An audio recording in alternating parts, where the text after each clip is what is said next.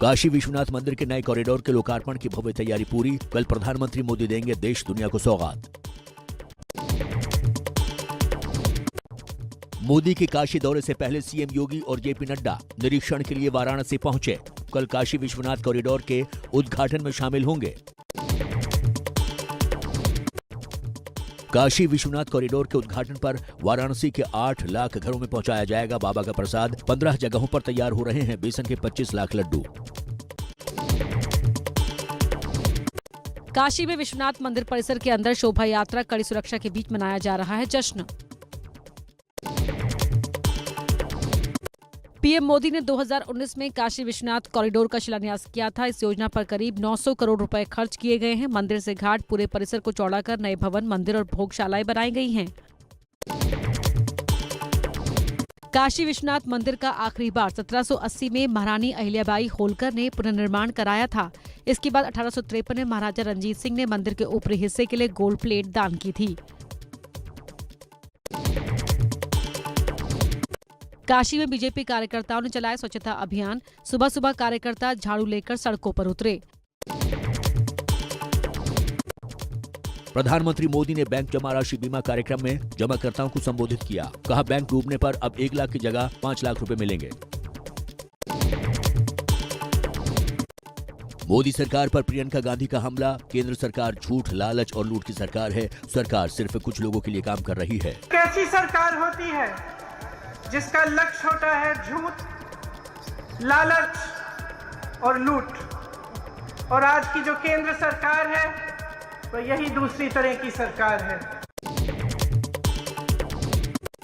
राहुल गांधी के हिंदुत्ववादी वाले बयान पर बीजेपी का वार। यूपी के उप मुख्यमंत्री केशव प्रसाद मौर्य ने कहा, 2014 में कमल नहीं खिला होता तो राहुल गांधी अपने आप को हिंदू नहीं मानते। विपक्ष को दृष्टि दोष और मानसिक दोष हो चुका है। 14 में अगर कमल नहीं खिला होता तो अपने को हिंदू भी नहीं कहते। आज उनको विवशता में भाजपा के विचारधारा को स्वीकार करना पड़ रहा है। हिंदुत्ववादियों पर हमले को लेकर बीजेपी का राहुल गांधी को जवाब। अमित मालवीय ने मनमोहन सिंह के बयान का जिक्र किया। मालवीय ने कहा, कांग्रेस नई मुस्लिम लीग बन गई। मोदी सरकार पर प्रियंका गांधी का हमला। केंद्र सरकार झूठ, लालच और लूट की सरकार है। सरकार सिर्फ कुछ लोगों के लिए काम कर रही है। कैसी सरकार होती है जिसका लक्ष्य होता है झूठ, लालच और लूट। और आज की जो केंद्र सरकार है वो यही दूसरी तरह की सरकार है। एटा में बीजेपी का बूथ अध्यक्षों का सम्मेलन। बीजेपी के राष्ट्रीय अध्यक्ष जेपी नड्डा ने दिया कार्यकर्ताओं को जीत का मंत्र। ये हमारी पार्टी है जो सबका साथ, सबका विकास, सबका विश्वास और सबका प्रयास लेकर के चलती है। एटा में बीजेपी के बूथ अध्यक्ष सम्मेलन में शामिल हुए जेपी नड्डा और सीएम योगी। योगी ने साधा विपक्ष पर निशाना। प्रधानमंत्री जी इसका शिलान्यास करेंगे, उस समय कहेंगे कि हमने भी सपना देखा था बनाने का, लेकिन बना नहीं पाए थे। अखिलेश यादव का योगी सरकार पर हमला। कहा, यूपी में झूठ और जुमले की सरकार है। जनता बीजेपी सरकार को हटाना चाहती है। एक तरफा उत्तर प्रदेश की जनता ने मन बनाया कि भारतीय जनता पार्टी को हटाना है, और जो जनता चाहती है बदलाव, उसको कौन रोक सकता है। अखिलेश यादव की मौजूदगी में आज बाहुबली हरिशंकर तिवारी के दोनों बेटे और भांजे समाजवादी पार्टी में शामिल हुए।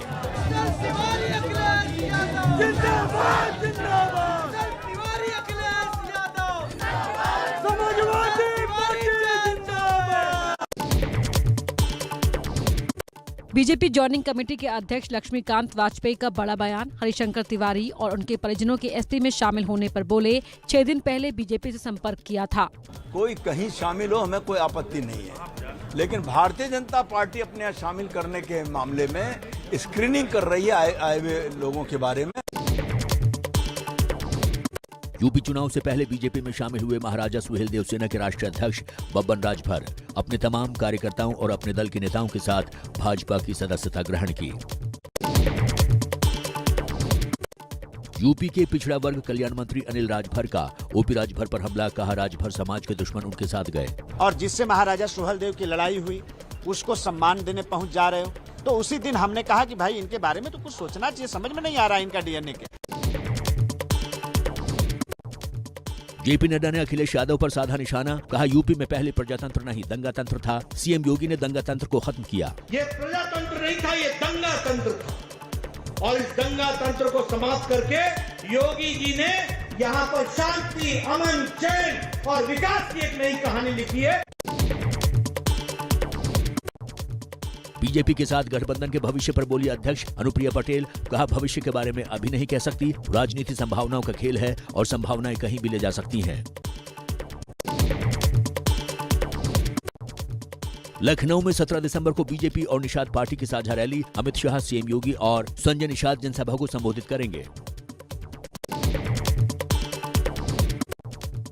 बीएसपी महासचिव सतीश चंद्र मिश्र का बीजेपी पर निशाना, बीएसपी की सरकार बनी तो कानून व्यवस्था ठीक करेंगे, बीजेपी सरकार में जो अत्याचार हुए हैं एक एक करके हिसाब लेंगे। यूपी के सीएम योगी ने लाभार्थियों को राशन पैकेट देकर महाअभियान की शुरुआत की, फ्री राशन वितरण महाअभियान को बढ़ाया, विपक्ष पर साधा निशाना। 2017 के पहले यही खाद्यान्न माफियाओं के हवाले चला जाता था और यह खाद्यान्न उत्तर प्रदेश से किसी दूसरे देश की ओर चला जाता था। दिल्ली के बॉर्डर से किसानों के घर लौटने का सिलसिला जारी, देश भर में किसानों ने मनाया विजय दिवस। किसान आंदोलन खत्म होने के बाद टीकरी बॉर्डर खुला, यातायात फिर से हुआ शुरू। 1 साल से आंदोलन के चलते बंद था टीकरी बॉर्डर। संयुक्त किसान मोर्चा के अध्यक्ष राकेश टिकैत का ऐलान, 15 दिसंबर तक खाली कर देंगे दिल्ली के बॉर्डर। भारतीय किसान मजदूर महासंघ के संयोजक शिव कुमार शर्मा कक्का जी ने कहा, अगर 15 जनवरी तक सरकार ने अपने वादे पूरे नहीं किए तो चुनाव की तारीखों के ऐलान के बाद फिर करेंगे आंदोलन।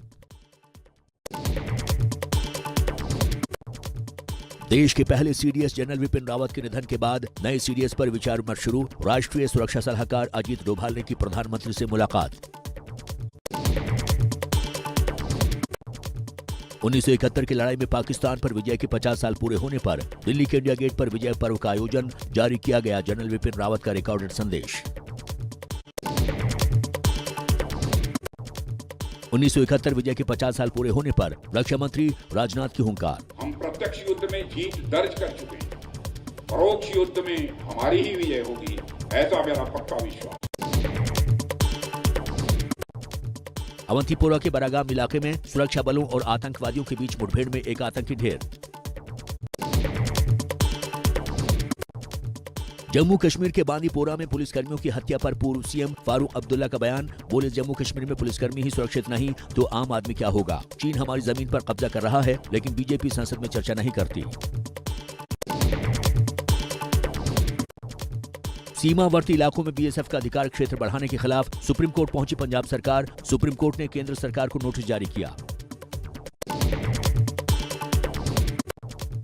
पीएम मोदी का पर्सनल ट्विटर अकाउंट थोड़ी देर के लिए हैक, अकाउंट से किया गया बिटकॉइन का ट्वीट चंद मिनट में हटाया गया। पीएमओ ने पुष्टि करते हुए कहा, हैकिंग के दौरान किए गए ट्वीट को इग्नोर करें। मुंबई बीजेपी दफ्तर के सामने लगाया गया आशीष शेलार पर व्यंग करने वाला पोस्टर किसने लगाया इसका अभी तक सुराग नहीं।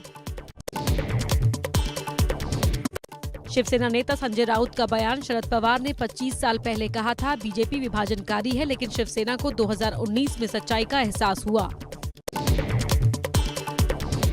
तेजस्वी के लव मैरिज पर सवाल उठाने वाले मामा साधु यादव से भिड़े तेज प्रताप। सुधर जाओ, मेरी राय है, नहीं सुधरोगे तो जिंदगी भर पछताओगे, फिर गिरोगे तो उठ नहीं पाओगे। विधानसभा चुनाव से पहले उत्तराखंड की धामी सरकार ने विधानसभा से निरस्त कराया 2 साल पहले बने एक्ट का पुरोहित कर रहे थे विरोध। केरल के फिल्मकार अली अकबर ने इस्लाम छोड़कर हिंदू धर्म अपनाया, नया नाम राम सिम्हा रखा। जनरल बिपिन रावत की शहादत का मजाक उड़ाने से खफा थे। दिल्ली में ओमिक्रॉन का दूसरा मामला आया सामने, जिम्बाब्वे से लौटा शख्स ओमिक्रॉन संक्रमित पाया गया। देश में कुल मामले हुए 33, सरकार ने कहा सावधानी बरतें। देश में 24 घंटे में कोरोना के 7,992 नए मामले सामने आए, 393 लोगों की मौत हुई, कुल एक्टिव केस घटकर 93,277 रह गए हैं। मध्य प्रदेश के रतलाम में 100% वैक्सीनेशन का काम पूरा, पूरी वयस्क आबादी को लगी दोनों डोज, सीएम शिवराज ने किया ऐलान। दिल्ली में दूसरे की स्कूटी उड़ाकर चेन स्नैचिंग करने वाला चोर सीसीटीवी की मदद से पकड़ा गया। मंदिर मार्ग और कनॉट प्लेस इलाके में कई वारदातों को अंजाम देने का आरोप। अनजान भक्त ने तिरुमला में भगवान वेंकटेश को चढ़ाया 3 करोड़ का चढ़ावा, 5 किलो सोने चांदी और हीरे से जड़ी मूर्ति भेंट की। जम्मू कश्मीर के राजौरी में यातायात के लिए फिर से खोला गया मुगल रोड, बर्फबारी की वजह से बंद था हाईवे। दक्षिण भारत के सितारे रजनीकांत का आज है 71वां जन्मदिन। चेन्नई में रजनीकांत के घर के बाहर जमा हुए रजनीकांत के चाहने वाले।